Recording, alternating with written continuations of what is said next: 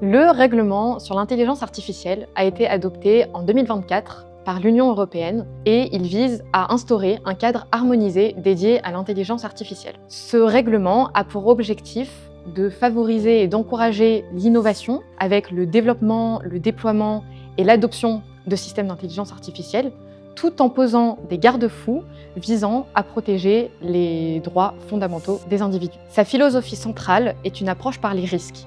C'est-à-dire que plus un système d'IA est risqué pour les droits et libertés fondamentaux, plus ce système sera encadré, voire interdit. Pour les entreprises et plus particulièrement pour les services RH, ce règlement est aujourd'hui incontournable. Pourquoi ?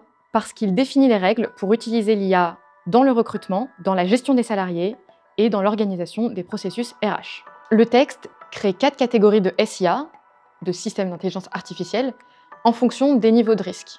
Les systèmes d'IA à risque inacceptable, les systèmes d'IA à risque élevé, les systèmes d'IA à risque limité et les systèmes d'IA à risque minimal. S'agissant des systèmes d'IA à risque inacceptable, ils sont purement et strictement interdits par le RIA. Et dans le domaine de l'emploi, on peut en retenir 3. Le premier qui est interdit, c'est la reconnaissance des émotions sur le lieu de travail.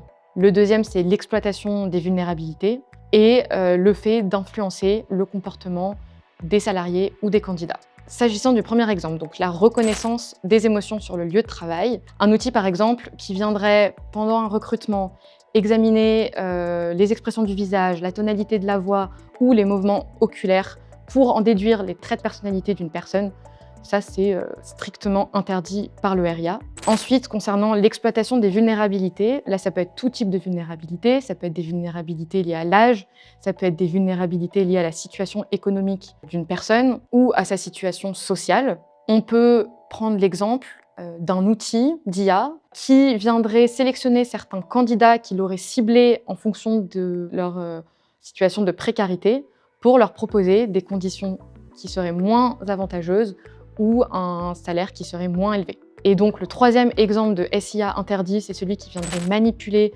des candidats ou des salariés, par exemple sur une décision de mutation ou sur un départ. Ensuite, la deuxième catégorie de SIA qui a été créée par le RIA sont les systèmes à haut risque. Concernant les SIA à haut risque, ils sont autorisés mais soumis à des obligations strictes. On peut citer 2 exemples, le premier dans le cadre du recrutement et le deuxième dans le cadre de la gestion des salariés. Pour le recrutement, on peut citer par exemple un outil d'IA qui viendrait analyser et évaluer un candidat à partir de son entretien vidéo. Pour la gestion RH, il pourrait s'agir d'outils qui viendraient soutenir la prise de décision concernant la promotion ou le licenciement par exemple d'un salarié. Troisième niveau, les SIA à risque limité. Ces SIA sont soumis à des obligations de transparence, c'est-à-dire que le candidat ou le salarié doit être informé qu'il interagit avec une IA. Concernant les exemples, on peut en donner 2, l'un pour les candidats, l'autre pour les salariés. S'agissant des salariés, un chatbot RH qui répondrait à des questions des salariés, par exemple sur des congés, sur du télétravail, serait considéré comme un SIA à risque limité. Et concernant les candidats, il pourrait s'agir d'un chatbot qui répond automatiquement aux questions qu'il peut avoir sur une offre d'emploi. Le 4e niveau concerne les SIA à risque minimal. Dans ce cas-là, ils peuvent être développés et utilisés sans obligation supplémentaire, à condition de respecter les autres législations existantes. On pourrait par exemple citer un correcteur automatique qui serait utilisé dans des documents ou un outil de traduction utilisé dans des communications internes ou externes par les services de communication. Au-delà de la classification des systèmes d'IA selon leur niveau de risque, le RIA prévoit également des obligations applicables aux modèles d'IA à usage général. Un modèle d'IA à usage général, c'est par exemple Claude, par exemple ChatGPT ou Gemini. Ces modèles d'IA à usage général sont soumis à des obligations de documentation, sauf exception, par exemple pour les modèles open source. Les modèles d'IA à usage général les plus avancés peuvent en effet présenter des risques systémiques en raison de leur capacité et de leur diffusion à grande échelle.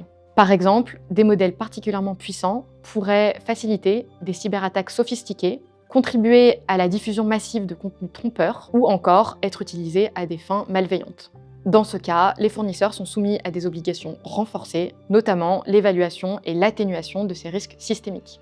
Le cabinet As-Avocat vous accompagne de manière opérationnelle pour identifier et qualifier vos outils IA dans le cadre de vos processus RH, pour évaluer leur niveau de risque au regard du RIA, pour sécuriser leur déploiement au regard du RGPD, du droit du travail et du RIA, pour mettre en place des règles internes claires, par exemple avec la mise en place de politiques d'utilisation de l'IA, et enfin pour former les équipes RH et les managers aux nouvelles obligations du RIA.